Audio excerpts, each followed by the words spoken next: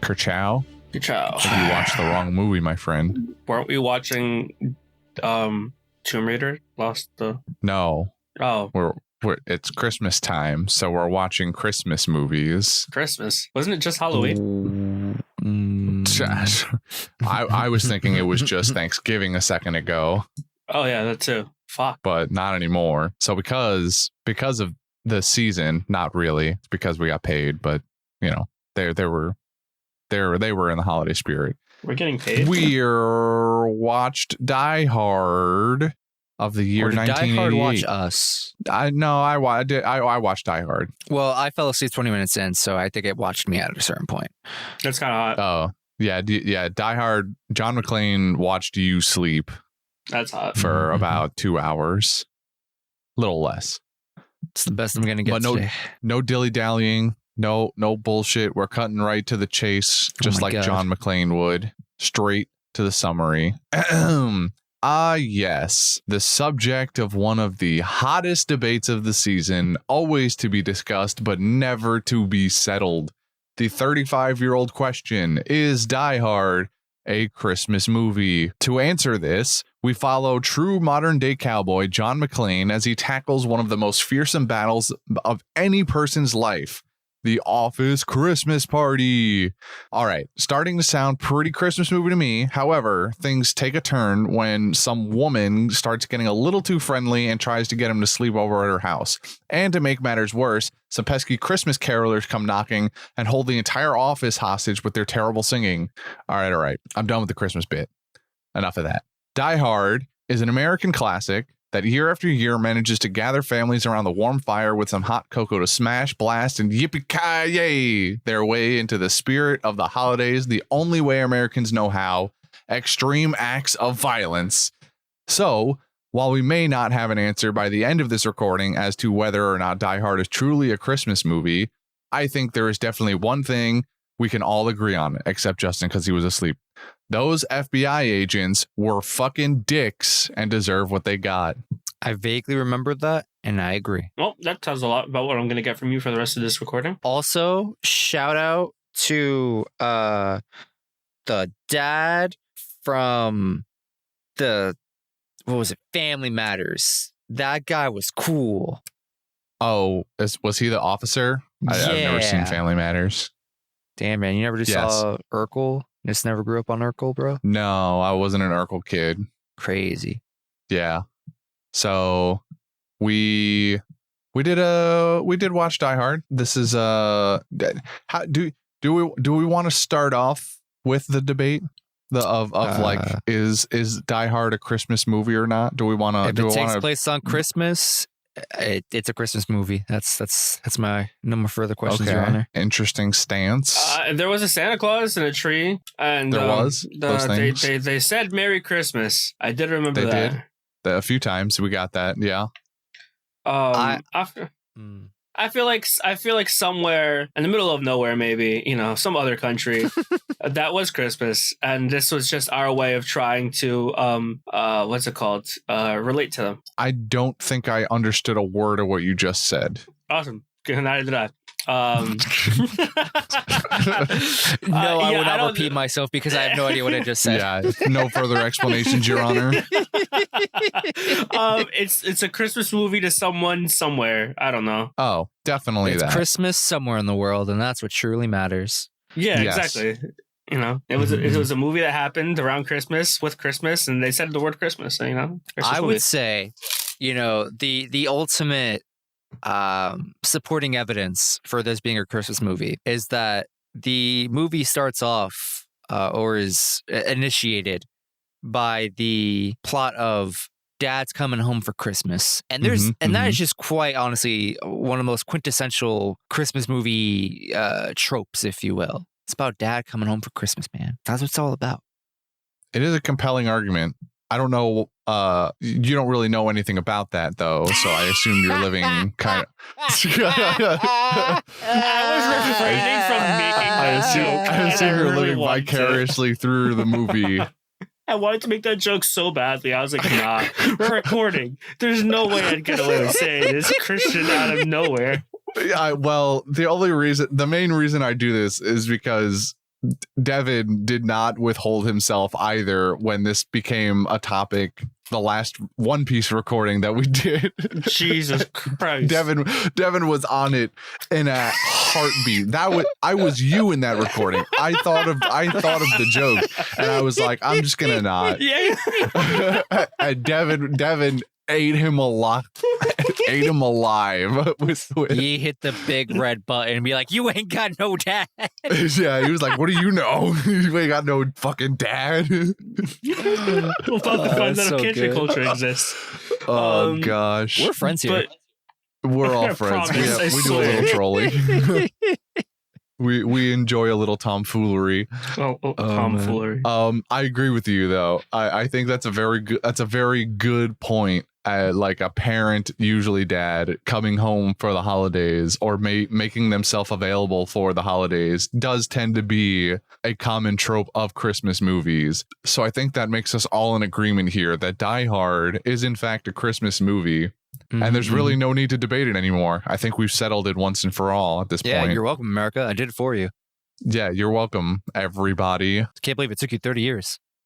35, in fact. 1988, this movie came out. Wow. It's an oldie, but yeah. Older than I thought. So we, older than I thought too, actually. Man, Bruce Willis looks good. Yeah. He looks pretty good. You know, I guess if like I had to, I would say like the first 10 minutes of the movie did feel a little Christmassy to me. You know, I was bored as shit. And it was, you know, like, I'm okay, cool. This is probably going to fall asleep relatively soon. And then the rest of the movie happened and still kind of wanted to fall asleep. I'll be honest with you, but Okay. So why don't we continue along those lines? So it sounds like you had a not as good time watching this movie. it's not. There are times where I thought, where I definitely gave a chuckle and I had a good laugh. And then there were some times where I just had questions. And there were times where I just was like, this is boring. It's really boring. Really boring. There was one part where my eyes started to hurt, but I'll talk about that when we get there. So shout out to Jordy for it. Yeah. Okay. I'll look forward to that one. Justin, from your vague recollection of the last time you watched this movie before the time you were supposed to today where you fell asleep, how do you feel about Die Hard? Okay, so judging from my first initial impressions when we watched this, I want to say almost a year ago, maybe around this time too, which was pretty cool. I got to watch. I think we watched it as like a movie night thing in our server. Join our Discord, by the way. That was pretty cool. I enjoyed the movie. Upon this attempt at a rewatch, there's two things that came to mind. One, I can't believe this. Like, maybe if I gave it a full front to back finish, I could have a better opinion and even maybe a different opinion. But I'm almost surprised this movie has a full like 2-hour runtime. I feel like this. If we made Die Hard in like again today, I think it would be closer to like hour and a half. Maybe that's just me. I don't know. It would be a 3.5 hour, 4 hour movie. Like you shut your mouth right now. We're not Zack Snyder cutting fucking Die Hard. 100% Zack Snydering Die Hard. I am full vote for this. The second thing that stuck out to me, because it's the last thing I remember and fixated on before I fell asleep, is when John McClane rolls up to not the hotel, the office building, the whatever they want to call it, skyscraper, and the security guard gestures to him to find whoever he's looking for through this like touchscreen inventory kind of thing. That's fake, right? Like they didn't have touchscreens in 1988, right? Like, I'm not they crazy. Did.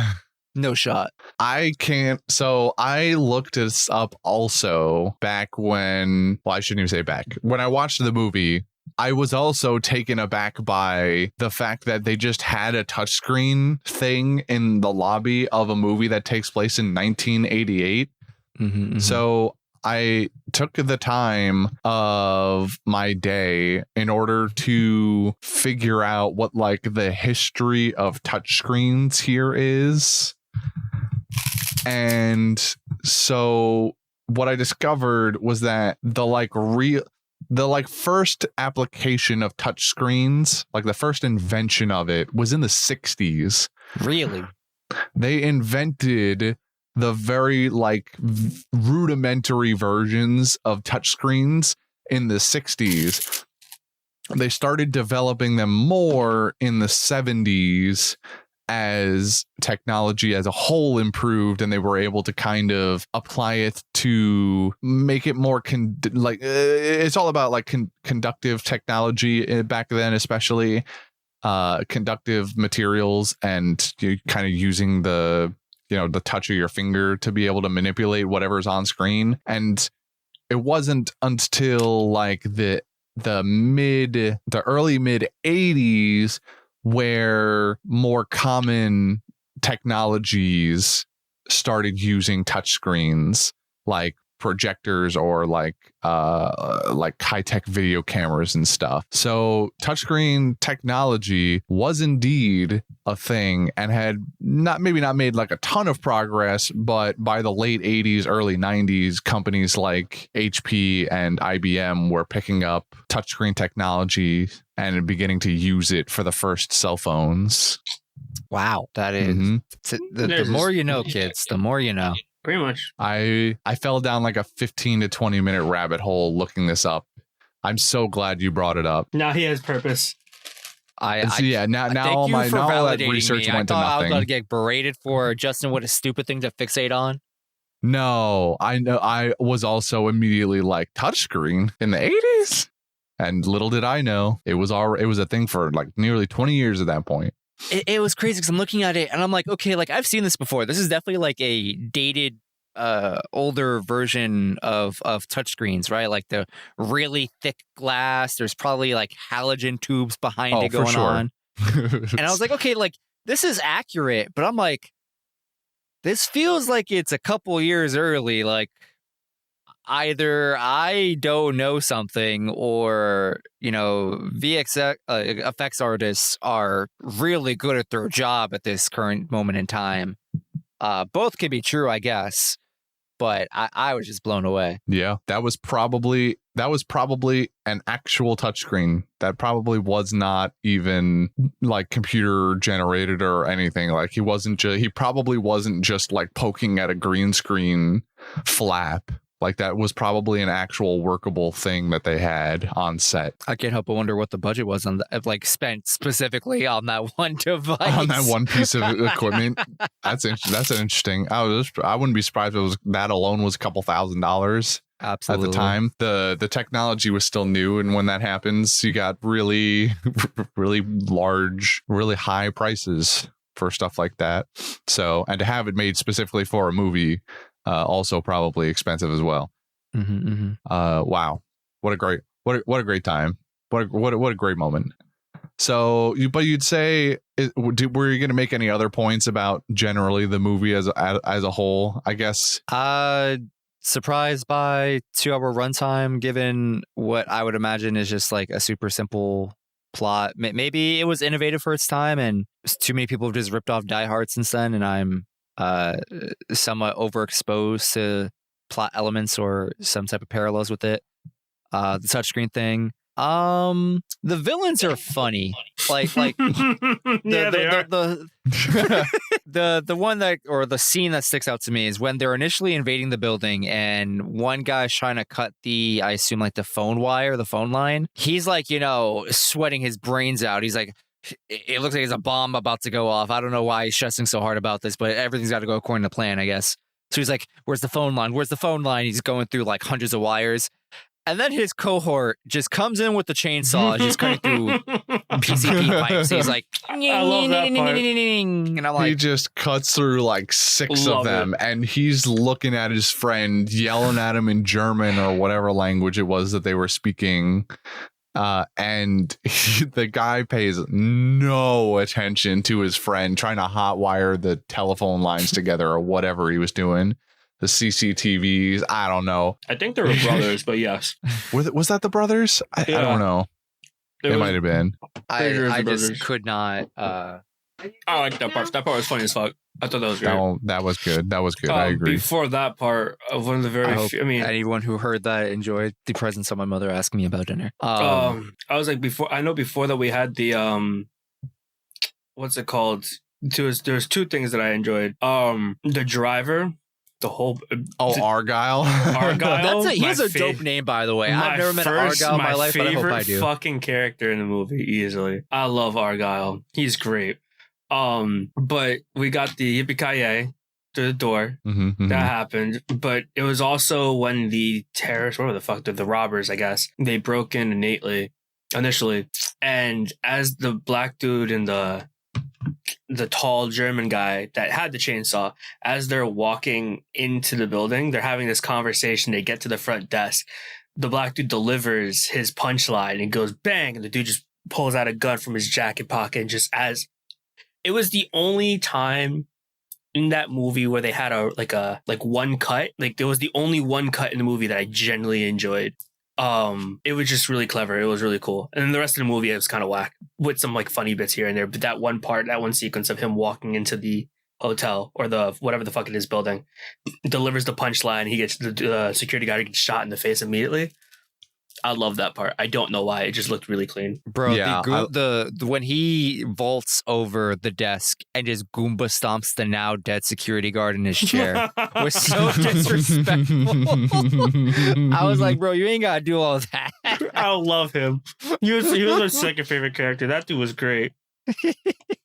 The whole entry thing too, where they're talking about like the Notre Dame game, like basketball game, and he's just shouting out about whatever to distract the security guard and make him think he's just like a free spirit running, walking in here, doing whatever, and then delivers the bang line. And then later, when Officer Powell shows up and as the police come and they get that call and he's the one they send down, the guy, the tall guy who was with the nerdy black guy who was the hacker, he's watching the Notre Dame game on the little TV right there. He's got his priorities set. He's like, listen, my job's actually done. I'm just being paid to be here. I thought it was an extremely fun little minor detail. Yes, I thought the movie beginning sequence, the whole beginning sequence of them breaking into the business building and like setting up, I thought everything was really cool. I thought that whole scene of them like kind of, replacing everyone with their own staff and that whole little thing, really cool. Also, where I started to get a headache because I realized after that one scene where he delivers the punchline and the guy gets shot and then he Goomba stomps the security guard, they then do the whole procedure of, everyone walking into the building, taking their positions, doing all these different things. And it's cutting so much. It's every time you blink, it stopped at one point. It stopped looking like a movie. It looked like a PowerPoint presentation. They do jump around a lot to what each individual group is doing. The group person, not even person. It was this scene specifically because they're shutting down everything, and you can't say they're cutting to each individual person because at one point they cut out of all the things that you had to shut down in the building, and they're cutting to it. The doors are being locked. The gates are dropping, and they cut to this one picture of an escalator stopped moving. I'm like, why was that important? You needed to know everything was off. I was like, we just cut, we cut to the escalator and it stopped. I was like, okay. Was this important for something? Was this so in the entire movie? I thought I was going to see that escalator scene again, and I didn't. What happened is you have one of those moments, for people who know Juan, when he plays video games, he doesn't leave in-game sound on. So this is one of those moments where that translated IRL. What you didn't hear because you turned in-game sound off was the hacker guy or whatever you're supposed to hear him whisper in the back of your ear going, I'm in. And then all that visual was really meant to drive home just how in there he is. You know what I mean? No, I was there. I was just confused. I was like, never. What's the escalator gonna do? What was the point? Bro, now you gotta walk up the stairs. Now they're stairs. Because you need to know that they have taken control of every little thing. If you're in a situation where you need to run from a dude with a gun, are you just gonna get to the escalator, just stand there, wait for it to bring? No, I'm sliding down that bitch. You can still slide down that bitch when it's off. It's easier because you can do it on both of them. Nah, man, I need Look, the extra man. speed boost from the handrail, like pushing me a little. But if you grab the wrong one, it doesn't matter. You just made then it neutrally easy. You made it Then you neutrally. deserve death. Then you made deserve it, neutrally honestly. Easy for both. One is up, one is down. Come on, man, it's hard. I just thought that one scene was just funny. I was like, wait, why did he turn off the escalator? What was this gonna do? Who was this helping? What were you achieving by doing this? Okay, That was all. can I make one negative comment? I know that this isn't exactly following Please, a by all routine means, order. Juan's gonna give us a lot more than just one by the end we're done. So Oh no, it's just Officer John McClane spending majority of this movie barefoot is a crime. John Why McClane, is he first of barefoot? all, get his name right. why Who? is he barefoot? What's his name? McClane? McClane, MCCLANE. I thought I said that. Anyway, Officer McClane. You said McCain, like the Officer political. McClane.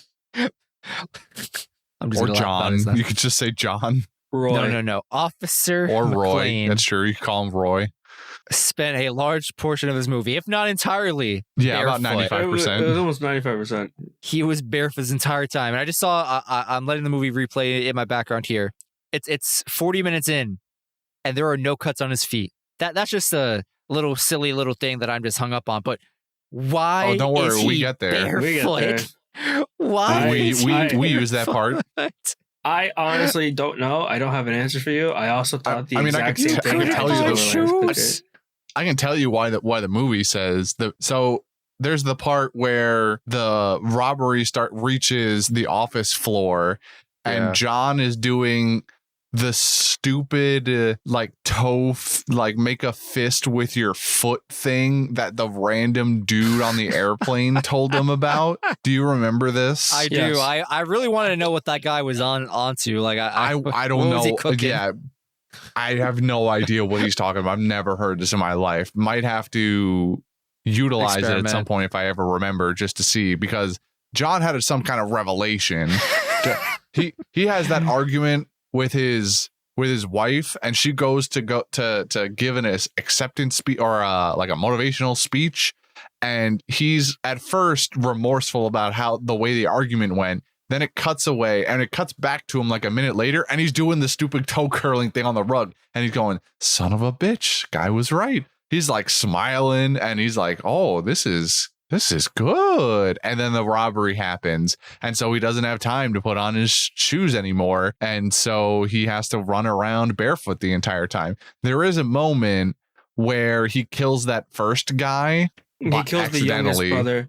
Yeah. He kills the younger brother, and they fall down the stairs together. It snaps his neck or whatever. And in the process of grabbing his stuff, he tries to take his shoes, but they're too small. He goes, fuck, they're small. Yeah, he goes, I kill some guy one guy accidentally, and he wears shoes smaller than my wife or something like that was the line he gave, which I thought was funny.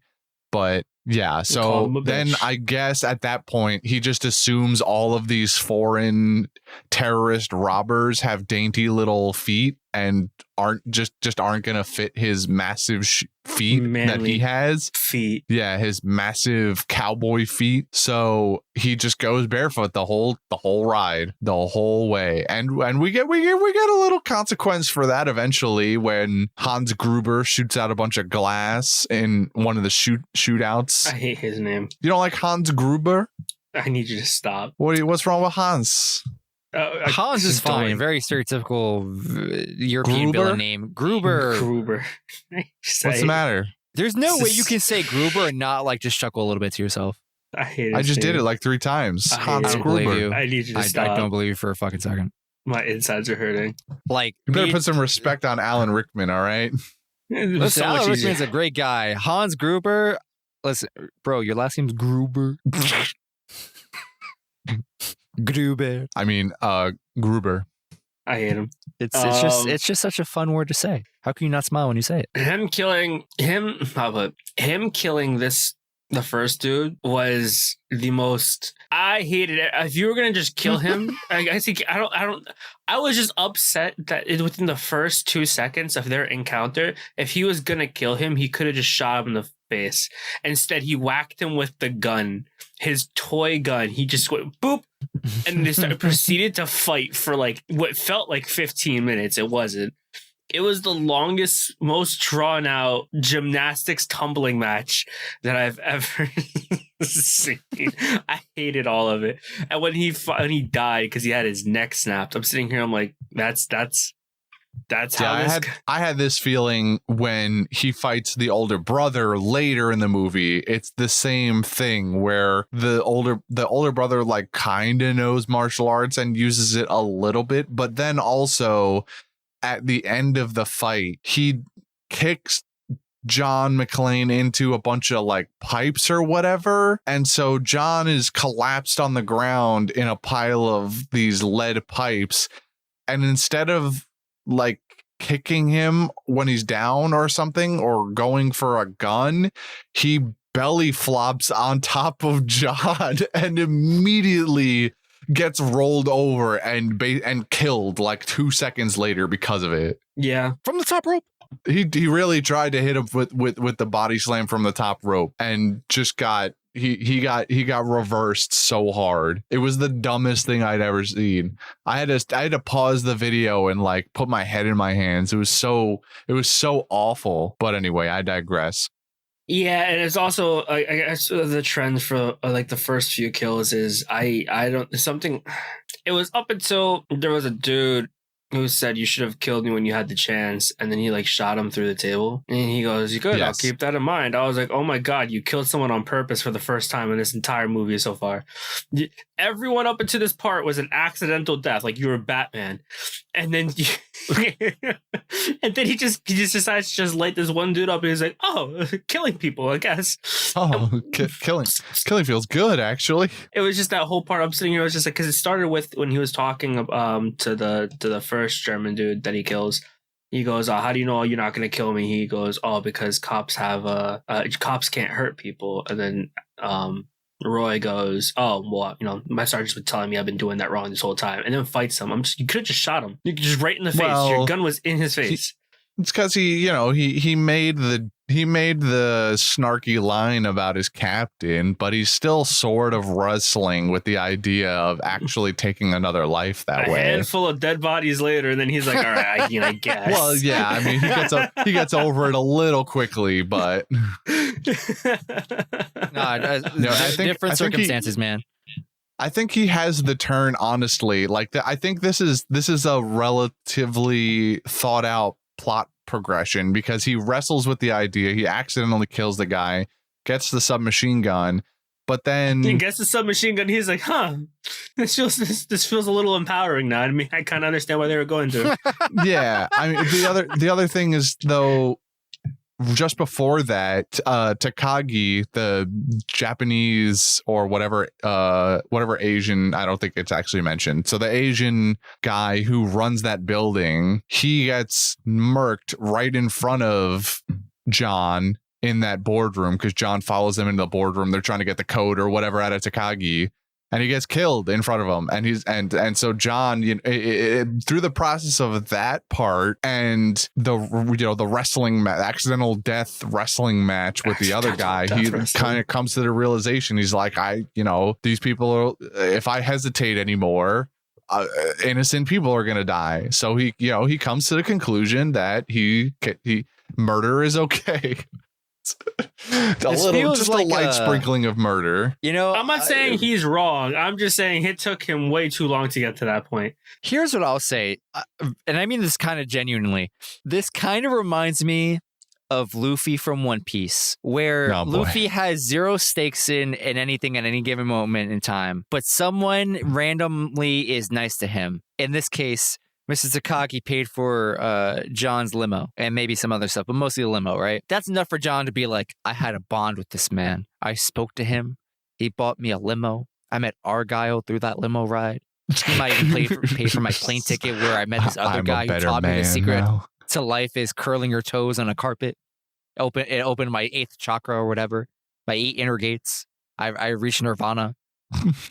I owe my life to Mr. Takagi. I cannot forgive you for this, and therefore you must go down. This feels very Luffy versus insert primary antagonist here. Do you agree? What if the movie had actually taken that level of anime turn where he just instead of the movie playing out like it does, he just goes on a murderous rampage to get revenge for Takagi instead. Like he just no holds barred John Wick murders the John Wick style murders the absolute shit out of every fucking bad guy in that building.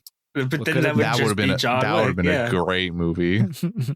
And I love John Wick. I'll watch every goddamn John Wick they ever make. Although I'll be hesitant if they make a fifth one, which has been kind of rumored. So it's gonna I don't know how I feel about it. I'll watch it if it happens. If it's a spinoff, I'm down. If it's like an inherent like John Wick 5 featuring John Wick, I got questions.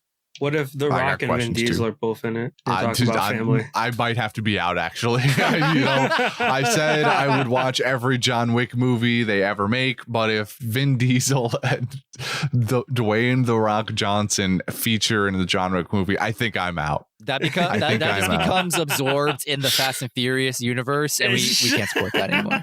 No, okay. If it gets absorbed in the Fast and Furious movie, I'm absolved because it's not a John Wick movie anymore. It's a Fast and Furious movie. It's John Wick crossover. Right. So if the title screen says John Wick, the Fast and Furiousing, like that's like I'm screwed. I have to watch the movie because I said I would, but I won't enjoy it. If it's a Fast and Furious movie and it says like Fast John Furious Wick, and then I'm out. Like I don't need to do it anymore. It's the wrong franchise. What an awful name for a movie. That would be some Sharknado absolute nonsense, and I'm down. Well, for that. That's the way they're trending with the fucking names of these stupid movies now. They just like go back and forth between actual words and then just go on Fast 5, Furious 6, Fast 9, Fast X. So there's no imagination anymore. Not that there really was in the first place. They went from like Fast and the Fast and Furious to like Too Fast, Too Furious, and then they went Fast and Furious, and then it was Tokyo Drift after that, and then it was like Fast and Furious, and then it was all the other bullshit that I said before. I heard the last movie was called FX.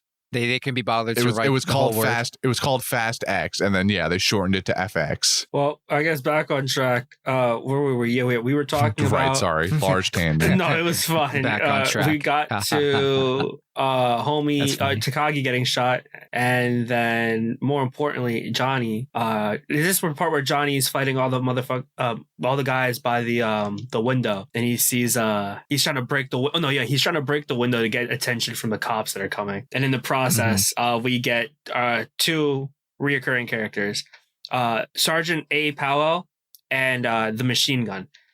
And honestly, the machine gun.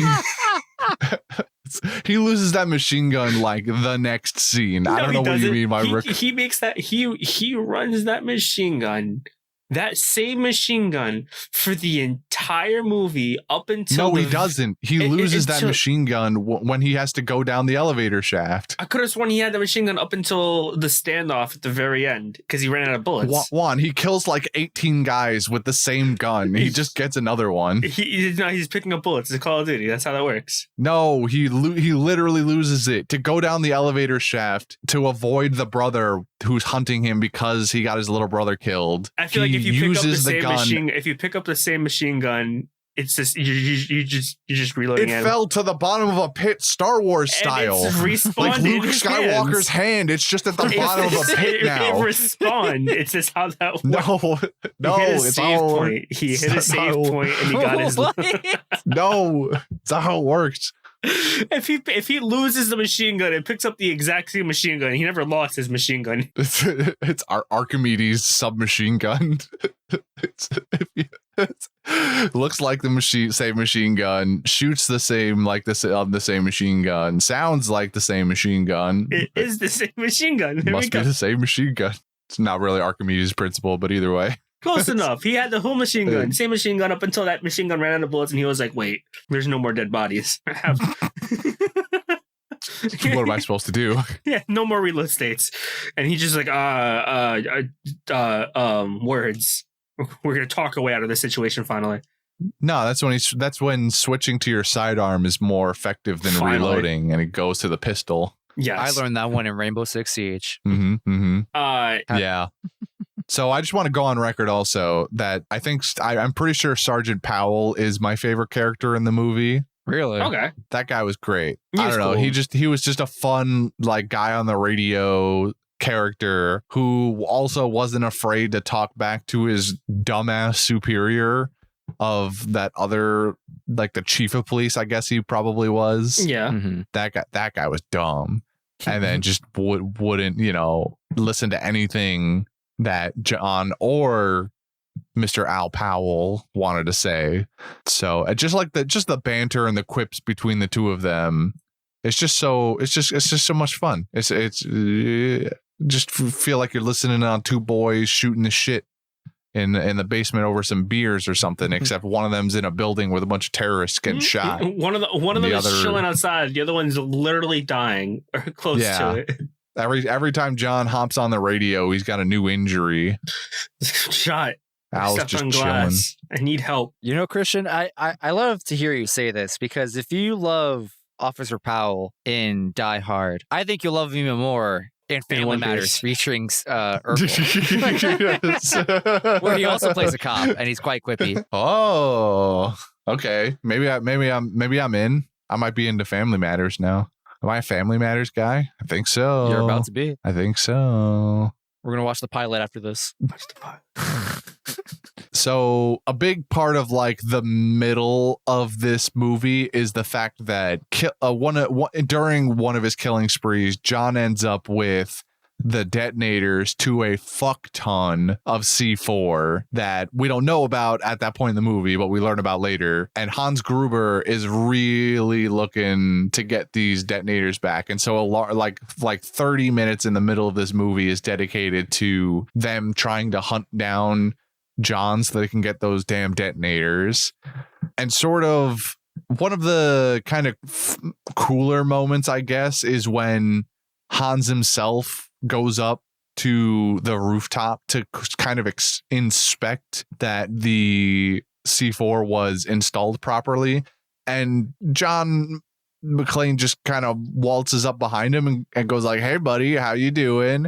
And at first, I was very confused. You can see the gears turning in Hans's head. Like you can smell the smoke as it rises from his ears as he thinks of a way out of the jam that he's in now. And then eventually he just turns to his voice acting career, where he puts on an American accent and pretends to be one of the hostages that just escaped. And I was at first extremely confused as to how John was just accepting this so easily. Just like, this random guy just escaped. Sure, why not? But then very quickly we learned that John big brain moved it the entire time. Never believed my man Hans for a second. Go back to acting class. You're going to need to work on that one, because John gave him a not loaded pistol, but then also didn't kind of capitalize on the big brain move that he made. Another moment where John just uses his mouth instead of the gun in his damn hand. Yeah. He didn't think he's got this far. I guess was, I don't know, his conscious coming back. I don't know. Like Hans had already tried to shoot him, so that should probably be reason enough. Yes. But I don't know, like Hans wasn't actively trying to kill him because he didn't have a weapon that could, so he didn't. But then Hans's friends roll up behind him, and instead of like putting 1 or 2 or 7 into Hans's stomach, he just shooting rolls Hans away. No. Instead of lighting up Hans, right? Instead, he sees Hans's friends and unloads an entire clip into both of them. Can't shoot Hans. Fucking turns one of them into Swiss cheese.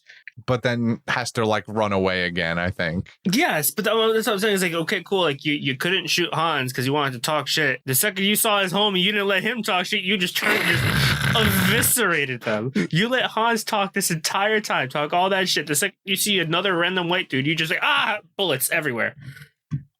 Mm-hmm. I was just frustrated. I was like, why are you talking so much? Shoot him in the face. Why? Just murder. We've been over this, John. You don't have any morals left. Okay, hold on. I'm doing a thing. And what I'm thinking is that John might have a thing for certain accents. Like maybe he's just like genuinely distracted by Hans's particular accent. And he's so when he hears the German accent, he chooses to not do anything. But if it's not he chooses to be seduced. If it's like the French accent, he just lights them up. Yes. Because here's the thing: is that for whatever reason, I had to buy this. I didn't know where to watch it, so I bought it for $3 on YouTube, and I'm watching it. Animal. And I'm watching with animal. subtitles. I'm watching it with subtitles, and at one point there was like German accent, and there was like a few accents that weren't German. It was Japanese for the director of the fucking business or whatever. And then there was a few that was like Swedish, and then there was one that said French. But more story is like anytime John saw this, like heard the German accent, he would decide to talk to the person or engage in like, you know, a rolling match or whatever the fuck they did. But everyone else, he just lit up, just absolutely turned them into like Christmas ornaments. Just, I didn't even know all of this, and I feel like you just supported my argument, so thank you. yeah, either that or you two decide to just call random German people who French. I guess I don't know. They could be offended on their own. Yeah, I'm not really sure. I just assumed. I'm pretty sure I caught some German in there, so I just went, "Oh, they're all German. Good enough." German. And my man's name is Hans Gruber. Like, it doesn't get much more stereotypical German than that. I wasn't picking up German. I just heard Gruber and I'd laugh.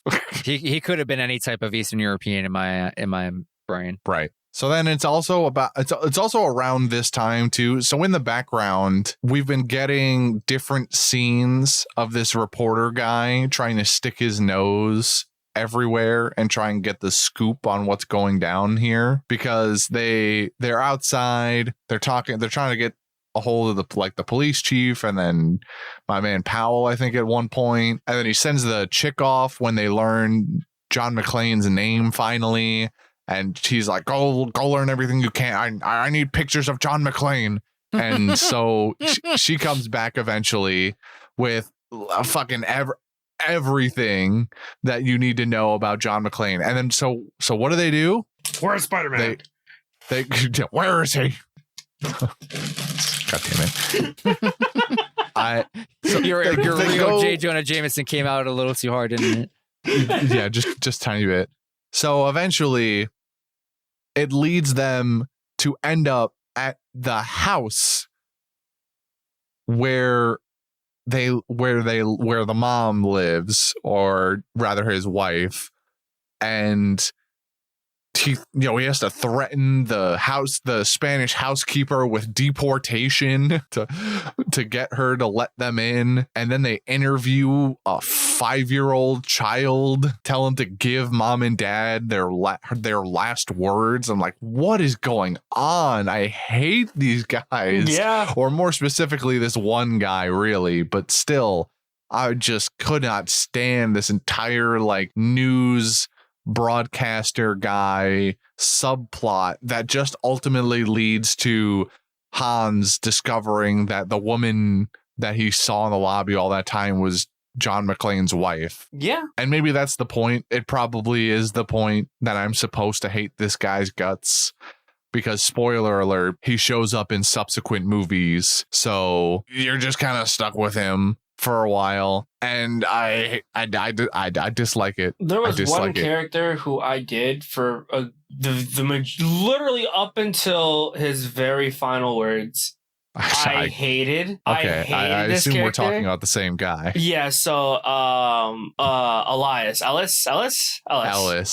Ellis. I fucking hated Ellis. I hated Ellis from the second we saw him. Piece of garbage.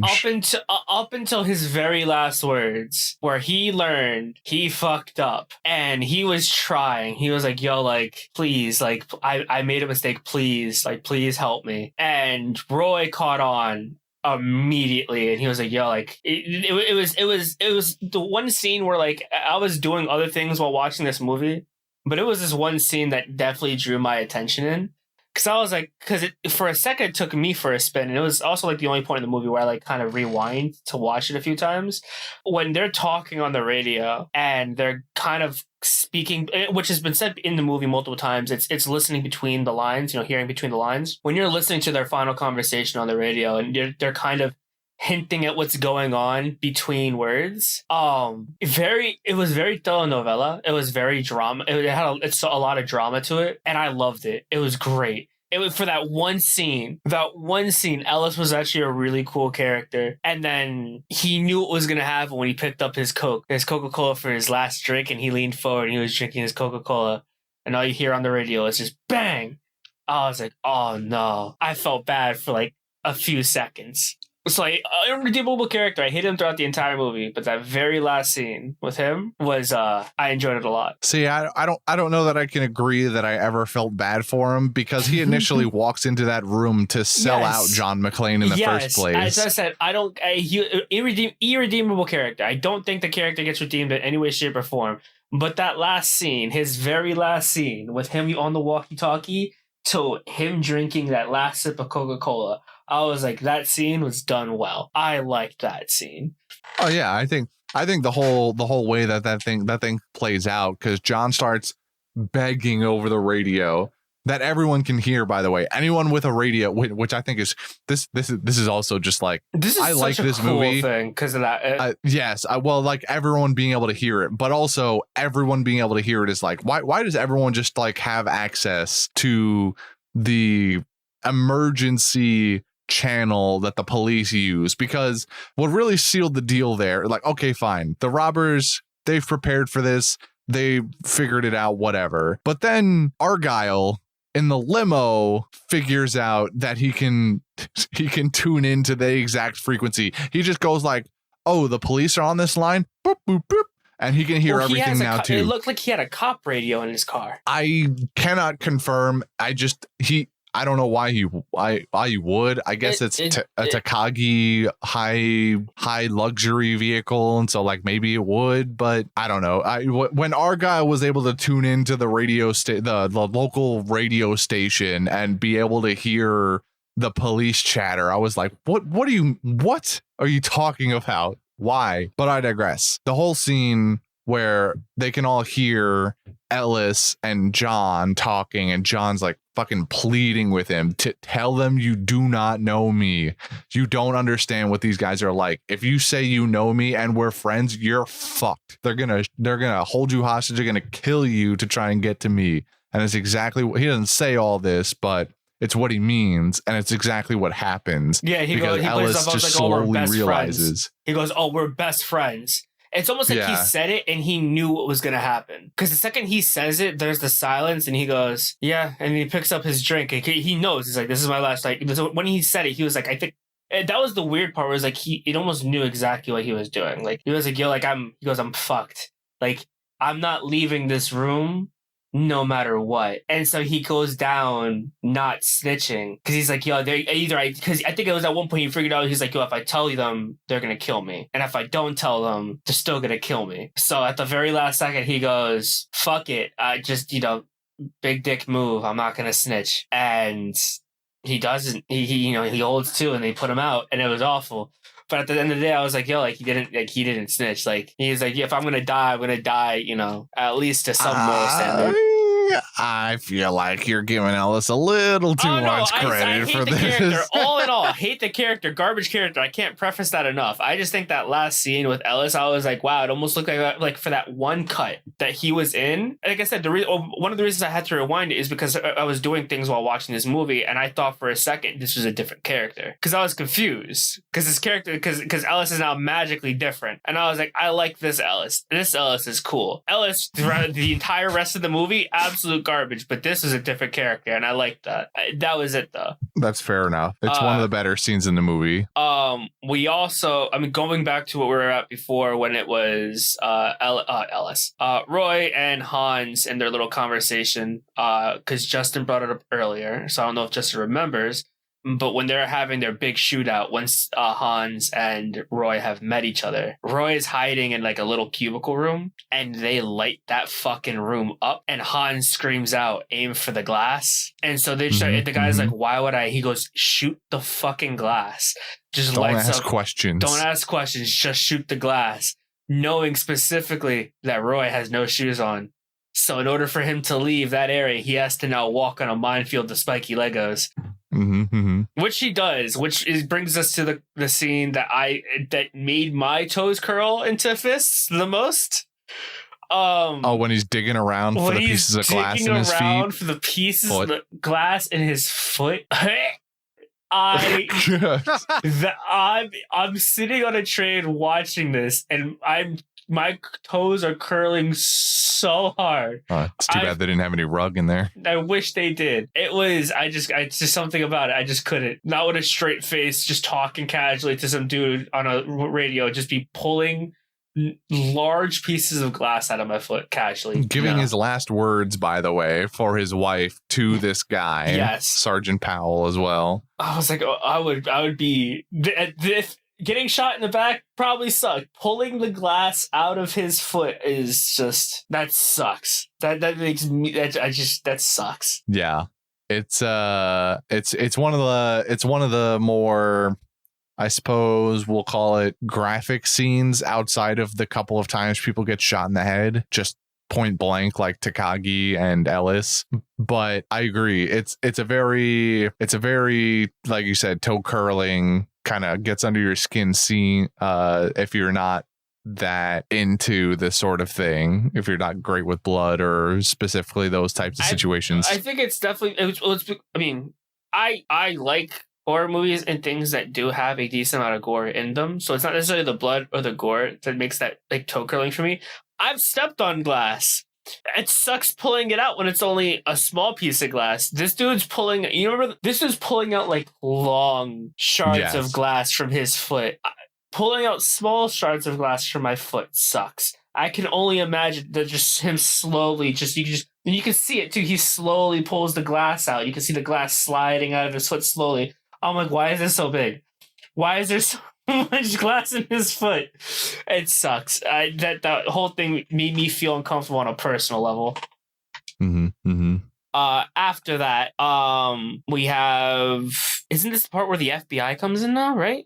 Yeah, so eventually it gets to a point where the on-site police it's deemed that they're doing such a shit job and the situation hasn't gotten resolved. So that's when we get our FBI agents come in. So we get these two guys that are introduced as both with the last name Johnson, and I don't even know what their last names or first names rather were. They're just the Johnsons. Johnson and Johnson, a family Johnson company. and Johnson, capitalism at its finest. Shout out to everyone named Johnson. Shout out to all the Johnsons out there. They show up on the scene. They start taking control, and they're just got a playbook that they kind of all use. It's like it's in the 101 class of FBI agent. It's okay. Put on the big Batman signal lights. Okay, we did that. Cut all the power to the building or whatever. And this is where Hans Gruber's big brain move comes in, because earlier in the movie we get introduced to the vault. The plot twists, yes, where the hacker black guy is like, "Hey, look, there's 7 locks on this vault. I can drill us through 6. But the last one is this big fuck off electromagnetic one. Can't drill through that because drill break." And Hans is like, "Don't worry about it. Just get us there and I'll perform the miracle." And so you're left wondering in mystery, what could it be? The Christmas miracle, if you will. And the Christmas miracle, as it turns out, is some dude in an orange jumpsuit working for the electrical company losing his job for cutting power to an entire grid. That was the miracle. And so because the power grid goes down, so does the electromagnetic lock, and thus they can acquire the bread in the vault. Now, these FBI guys, of which we mentioned, also have this plan where Hans asked for 2 helicopters to come to the roof so they can make an evac with their hostages or whatever and keep them. It's all a plot. It's all a bait, a switch, and they're just there to like blow up the helicopters. However, the FBI agents have more than just handing over helicopters on their mind. They've got murder on the brain because one of them went to like Vietnam or something, and the other one's just a psychopath. So and then they die. Thankfully, they just fucking blow up and die. I feel bad for the pilots who had to haul them around, but those two fucking FBI agents, because they're talking about eventually how they're accepting of losing like 25% of the hostages because their plan is to just basically light up the fucking helipad with all the hostages and also the bad guys on it. And they're like, yeah, if we lose, we'll probably lose like 25%. And then Black Johnson is like, I can live with that. What? He is. Yeah. Also, just to backstep a few minutes prior, the way all these as all these hostages are being brought up to the helipad, because the demands were we want he pretty much bullshitted the FBI. He's like, I want a bunch of these terrorist groups, let go from jail, and I want a helicopter evac, which is how we got to the helicopter part. But while all this is happening, Roy is currently having flashbacks to when he first met Goober in the hallway when he was acting. He didn't know entirely that it was Goober yet. Which was he found them by a staircase heading to the roof, and he didn't know why. And while he was talking to Roy, he had the epiphany. He was like, "Yo, I think there's something up on that staircase."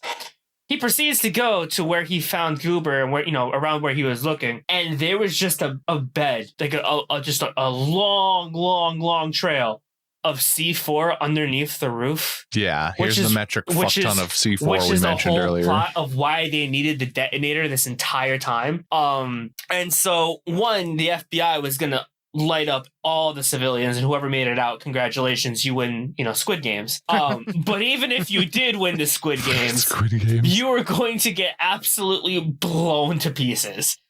The roof of this building was gone. It looked like someone squeezed a toothpaste bottle really hard and just lost the top. It was. I thought I was watching a Michael Bay movie for a second. He then proceeds. He knows this thing. He's the one who runs up while all the people, hostages, are on the roof. To get them to leave the roof, it's my favorite one of my favorite returning characters, the machine gun. He takes it and just starts letting his unlimited clip of ammo, what it seems, into the air to scare the hostages to run back downstairs. Also making it so that the FBI guys go, look, it's a crazy terrorist, and try to snipe him in a moving helicopter, which I think is a really the whole scene was hysterical. Well, your friend Machine Gun shows up in the hands of one of the other people on the helicopter as well, and he starts trying to shoot also. But yeah, the one Johnson who has a bolt action sniper rifle, thought he was Chris Kyle and was going to snipe. They miss Roy, and then Roy does what feels like the sketchiest thing. He goes, you know what? Instead of running back down the stairs, I'm going to run to the side of this massive building that's about to explode, wrap myself in a fire hose, and yeet myself off this building in hopes that I don't die.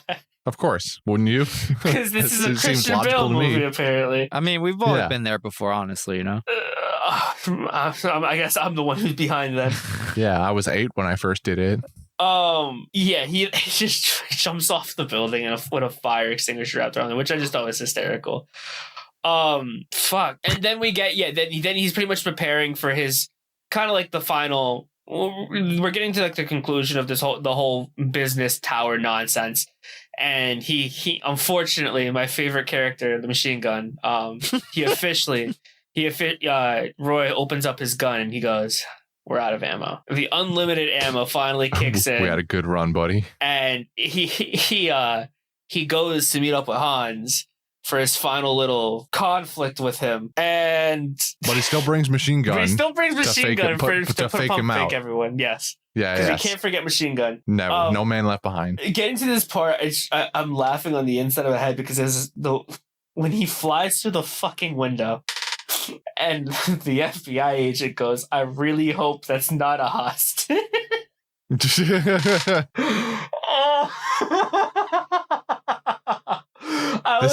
is after we win, or essentially win the fight. This is the only thing I could think of at this point in the movie.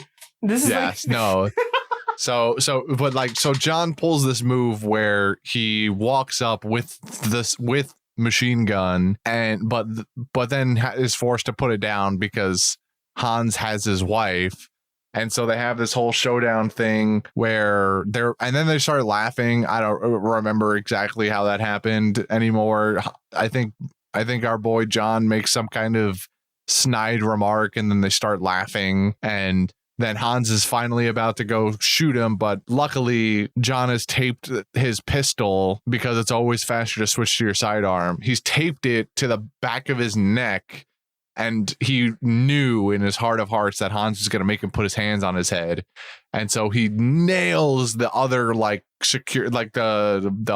last one standing besides Hans, nails him right in the dome immediately. And then also shoots Hans when he yells for his wife to duck, and then Hans is falling out the window, and this is the scene that you're talking about where eventually Hans gets dropped.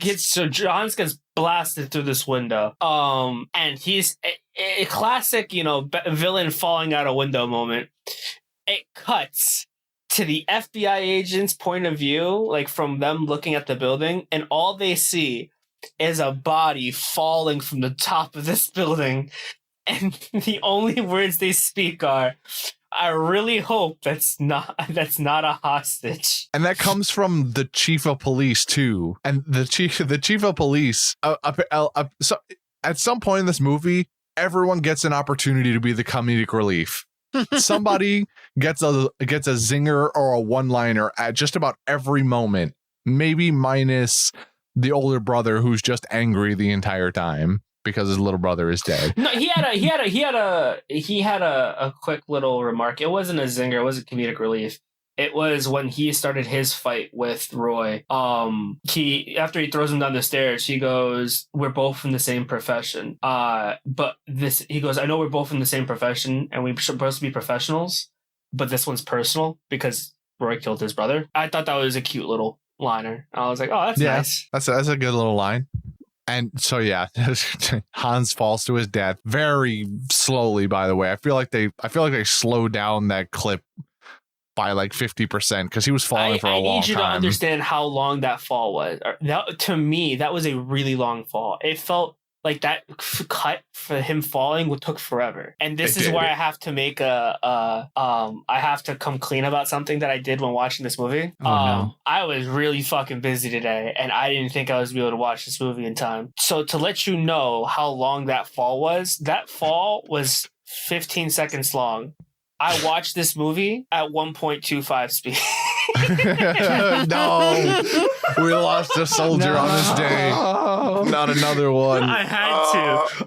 It was the only one I was going to make it in time. But that fall lasted so long, and I was watching this movie sped up. It took forever. It was comedically long. So long, and I was watching it. I had to check. I was on the train. I had to check and make sure that I didn't put it on a slower speed, and that was still it was intended fast forward speed. And I was like, "What the fuck is this? Why is he falling for so long?" Yep.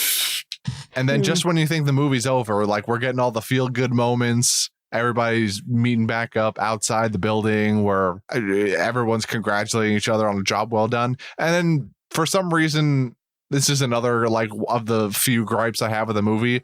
The brother's still alive. We left him hanging. We literally hanged him by a chain link in the garage or something like that. Several feet off the fucking floor at that. Many feet off the ground. So who knows how he got down. But either way, he's alive still for some reason. And that reason is so that we can teach Sergeant Powell how to murder people again. Because earlier in the movie, he lamented a time, or he was explaining to John His how he story ended doesn't up. age well. No. It probably didn't age well at the time. I applaud him for taking accountability for his actions, but unfortunately for Sergeant Al Powell, his actions did not age well at all. So what Powell did was, at some point while he was working the beat, he got a little too trigger happy, got a little too sensitive with the trigger, and he shot some kid. He blasted a 13-year-old kid for, and I quote, his ray gun looked too realistic. Yeah. It's I commend him for his accountability and going, hey, I still want to be a police officer. I'm apparently not responsible with a firearm. I'm going to work in the office. I get that. I feel him for that. I appreciate that, in all honesty. But I knew going into this podcast that we probably are going to end up bringing it up at one point or another. And as I was thinking about that, I was like, wow, this one moment does not age well in today's society. I feel what a time to be alive. They're probably there would have been a call for his badge. He'd have been fired, probably, maybe. There would have been a lot more shit surrounding that than just, yeah, you go work a desk job now. You're it's all right. You'll get him next time, kid. So this brother exists because Sergeant Powell can learn how to shoot gun again. Okay, he pulls out his revolver and he plugs the brother before the brother can use machine gun against the good guys. So really, he saved much more than just a few humans' lives. He saved Machine Gun from doing something he really didn't want to do. He saved Machine Gun from becoming an accomplice to something he would never, ever want to truly partake in. Yes. And for that, we're grateful to Sergeant Powell. And that's how the movie finally ends, with to that, one last act of murder. And to that, I will double down and say that is the true meaning of Christmas. Oh, I thought you were going to try and sell me on Family Matters again. I was like, where's this going? Is there blatant murder and potentially racism in Family Matters? It was a sitcom in like the 90s, maybe 80s. So definitely lots of, not lots of, but like, there's always those episodes of like, hey, kids, we're going to talk to you about this serious topic. Insert racism, prejudice. There was a gun episode, apparently. I recently learned that, and it was like a big deal. Someone might have died. I don't know. Someone have to watch it to find out. Died. I guess so, yeah. How many episodes does Family Matters have? Not as much as One Piece here. It's not as much as One Piece, but it was a long-running sitcom. I don't know how long it was running, but Well, we've done it. We've reached the end of our movie here. Let's all just take a second to pat ourselves on the back for each individually completing the assignment in our own unique way. Me actually watching the movie, Juan actually watching the movie, but at 1.25 speed, and Justin watching the movie in his dreams with Sergeant Powell from Family Matters looking over him. I did my part. You did. I'm doing my part. And with that, we'll move on to the next section where we play a couple little games. We have a little fun here. I've got the box office makings and the budget of this movie. This is normally a thing Brendan does for me, so I'm going to take over the role now and give it to you guys. I appreciate it. How much do you think it cost them to make this movie? This is 1988. Before we rolled up to this recording, I actually went to the Wikipedia page and definitely stared intently at like these numbers. I don't remember those numbers anymore. I'm going to say that's a shame. You asking about budget or how much it grossed? The budget. How much did it cost them to make this movie? How gross I'm was going to this say movie? 50 mil. That sounds right. Did you go to the wiki and stare at those numbers specifically so you could be right in this instance? No. I was looking for the plot summary, and then I was enthralled by the like first blurb about how this movie was like supposed to like be a flop, but then it wasn't. Like what's his name? This actor, I can't remember his name right now. Bruce Willis. Bruce Willis, thank you. Bruce Willis was never like intended for this role. Everyone was looking for like the big Hollywood action stars like Hulk Hogan and Sylvester Stallone for this movie, but they turned it down. So Bruce Willis somehow got a hold of the role and became one of the highest paid actors for his time period because of this movie. So a little bit of history about that. People were I do have fun criticizing it. facts. Mhm. I do have small fun facts about the gross of this movie and sort of like the first weekends this box office or this movie hit the box office. But Juan, please, before that, what do you think this movie's budget was? Oh, I know the answer now. What do you mean? Oh, did Justin not get it right? I didn't reveal whether it was right or not. 50. You said 50. I'm gonna say, I don't know, 80 million. Wow, bold guess. You got one part of it right in that there's an 8 in the number. This movie cost them $28 million to make. Wow. There was not a lot of money, comparatively speaking, to a lot of other action movies these days, which kind of makes sense. They didn't use a whole lot of there was a lot of practical effects going on here. There was very little in the way of CG or anything else of its kind that would cost them a lot of money. So with that being said, how much money do you think this made at the box office? $150 million. $158 million. Oh, Price is righting his ass. I like it. However, you Price is righted him in the wrong direction. Fuck off. You are both very close, though. This movie grossed approximately $144 million. This movie paid for itself in spades. And I learned something while I was looking up these numbers. So as it turns out, I happened to glance at what its box office opening weekend was. Ooh, so remember how I said it grossed 144 million total? Mm-hmm. In its first weekend, it made only $600,000. Crazy. And I had to do some digging. I saw that number and I was like, this is insane. This and is part probably of it the goes most to historic flop of all time. Well, it's not a flop. Could have been. Maybe opening weekend flop. It was on track. Someone was like, "Oh my god, guys, we spent $20 million on this. What are we gonna do?" There were some very worried people, but they were not worried for very long. So part of it is what you said, where Bruce Willis was not necessarily this big name actor yet, and so wasn't going to draw crowds. What I also learned from an article literally from the Library of Congress, I literally typed in something along the lines of, how did Die Hard get so popular on release? And the first or second result was an article in the Library of Congress about Die Hard. And I learned from reading most of it that on its opening weekend, it released in only 21 theaters. Bruh. So 21 screens, 21 theaters played on its opening weekend, and it made that measly $600,000.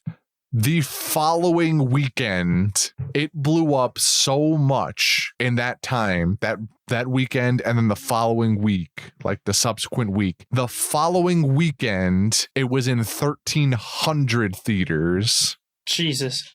It went from 21 theaters to 1,300 in a week. Was this like a clerical error, or was this part of some weird strategy? No. Were theaters This weird? was just, I don't know if it necessarily could be devised as a strategy. It was just, this movie wasn't slated to end up being like a summer blockbuster or anything.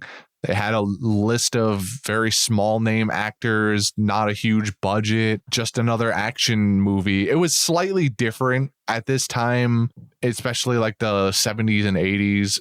More like Westerns and cowboy flicks were kind of all the rage, which is where Mr. Die Hard himself, John McClane, sort of gets his whole vibe from, because he claims to be like the modern day Roy Rogers, which was a cowboy guy. or the actor or character. I forget. I looked it up. I don't remember anymore.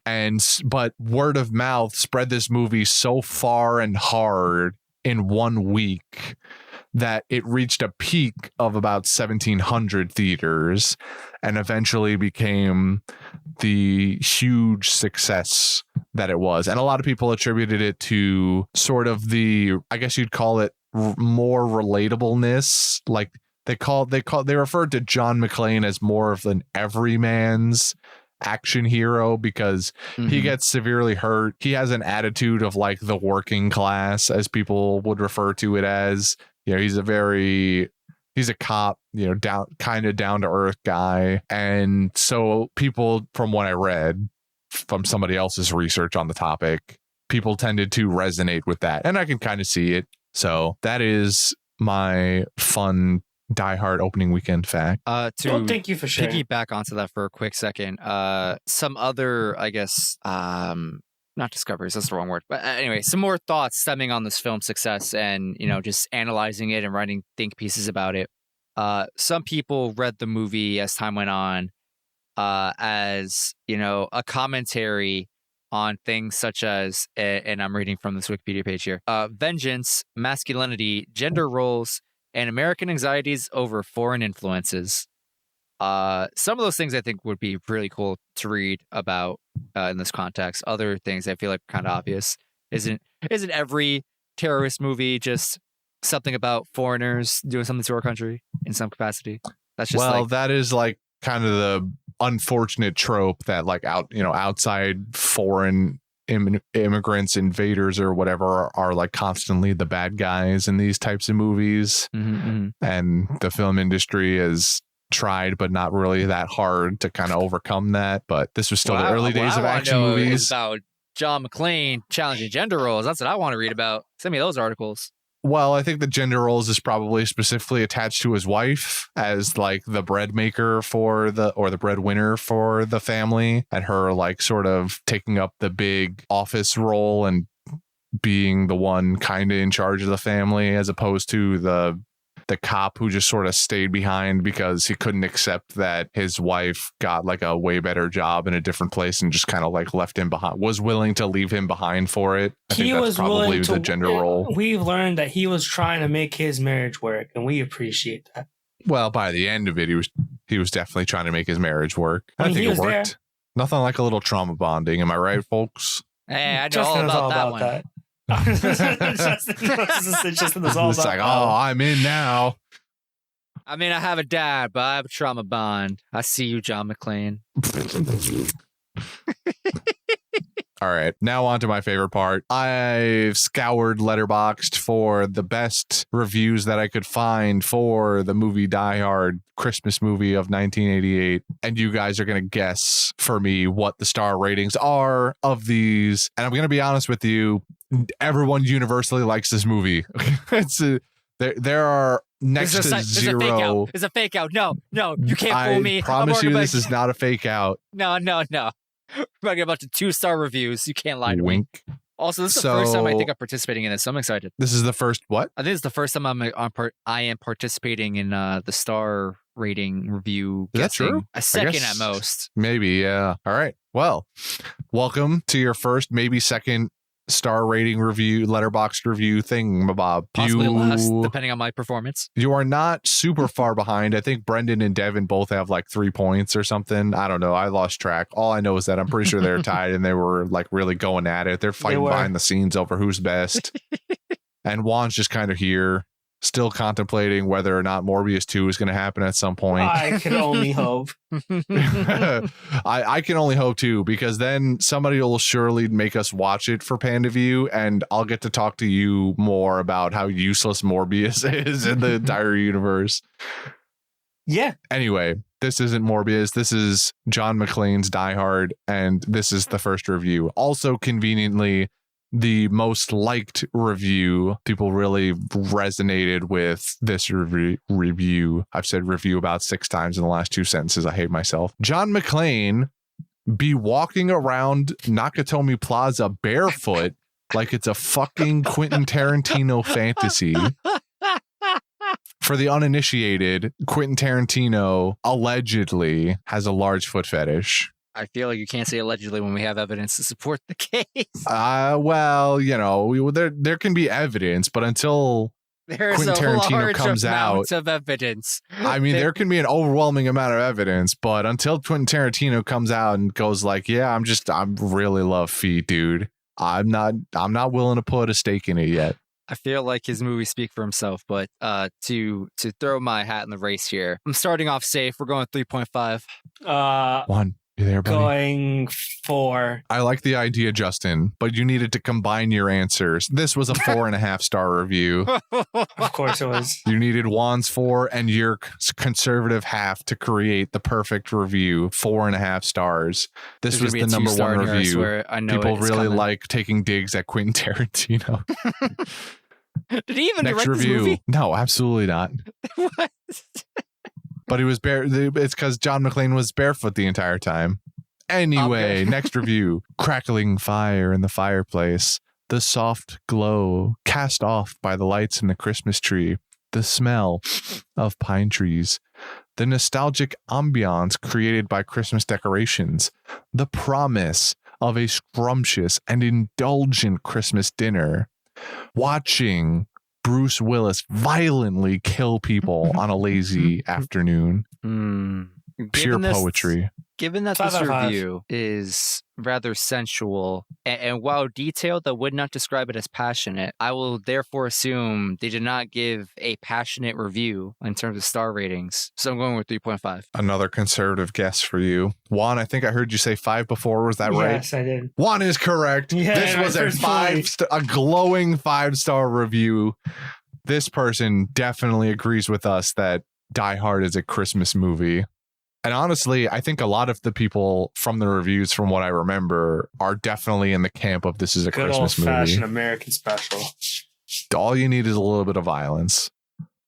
Next, my mom always says it's not Christmas until Hans Gruber falls off Nakatomi Plaza. Okay, surely this is the 3.5 review. Surely. Going 4.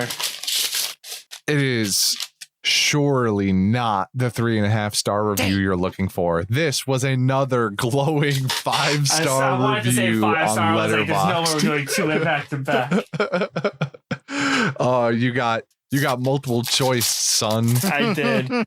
I should There have were said 3 5. C's in a row, and you were like, "No, surely it can't be again." Back-to-back 5-star reviews, baby. Here we go again with review number 4, the penultimate review. There's no way that this isn't Quentin Tarantino's favorite Christmas movie.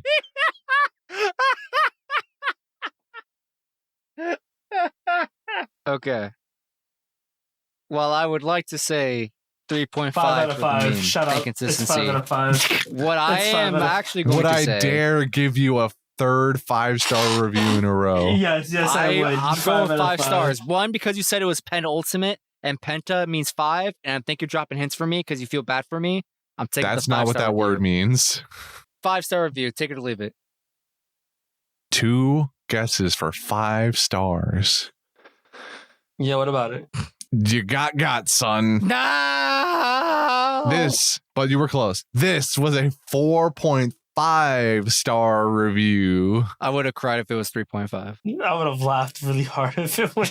And now for the final review I have for you all. Alan Rickman doing an American accent is one of the most disorienting things I have ever heard. I'm going 2.5. 3.5. A double 3.5-star review.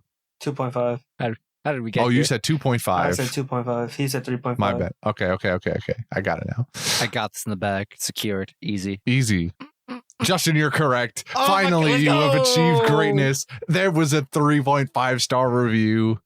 I never doubted it for a second. I was not lying. I could not find a single review in the first 4 or 5 pages anyway. That was less than 3.5 stars. Everybody loves this movie. I don't know that can be said for its sequels, I saw, but I this want to one at say, least is good. the last 2 in the franchise. I want to say that's correct. There was one where he had an adult Oh. son. That one was kind of cool. I'm pretty sure people classify those two as like the worst ones. Yeah, it is no culture. I think it pretty much degenerates from this part. I think everyone universally agrees the first movie is the best, and then it just gets worse like as time goes on. Listen, it can't be as bad as Fast and Furious franchise. That's all I'm gonna say. Well, I don't know. People they've made 10 of those so far, and they only got to like 5 or 6 diehards. So just because we made 10 Fast and Furious movies does not mean they were 10 good movies. I agree. No, I agree, but clearly they're doing something right. They've got some Marvel-esque formula down pat. Either that or people are just here to have or listen to Vin Diesel say the line every movie. Say the line, Bart. Family. Nothing's more important than family. When you hear your family. Stop.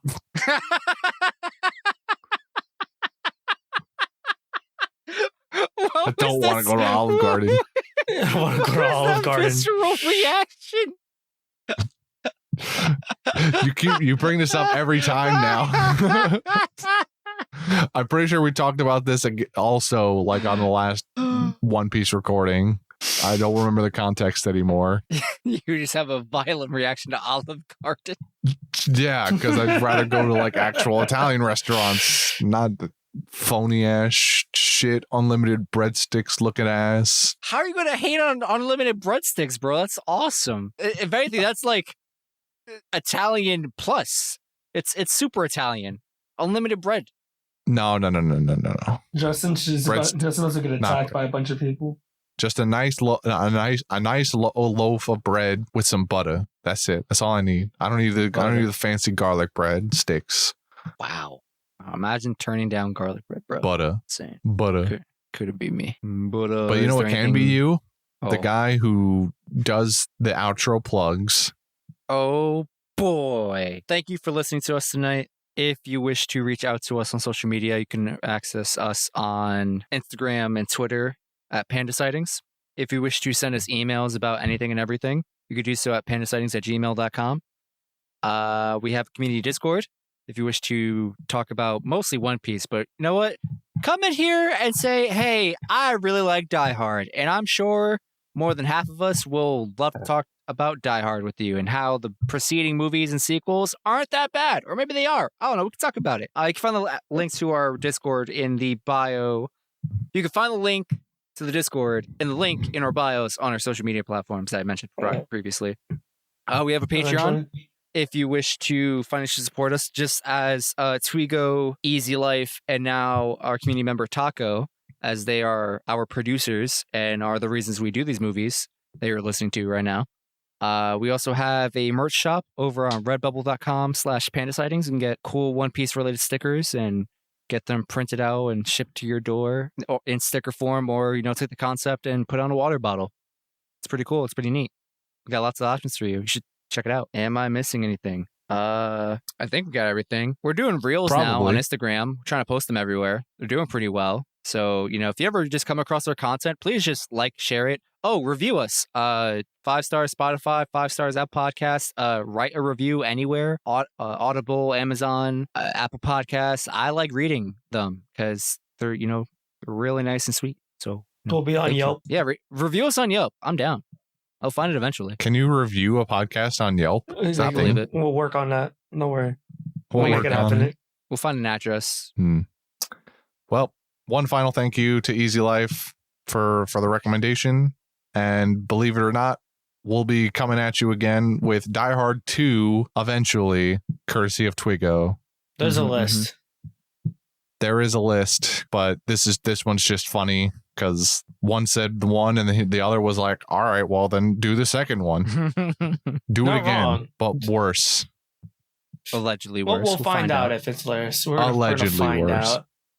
And with that, I would like to say, Alexa, play Bruce Willis by Don Broco. How long have you been holding on to that one? You couldn't have ended this. You couldn't have ended this any better. Please, everyone, go listen to Bruce Willis by Don Broco. Have a good night, people. Good night, guys. Good night, everyone. And Merry Christmas if we don't hear from you. Merry Crimbus.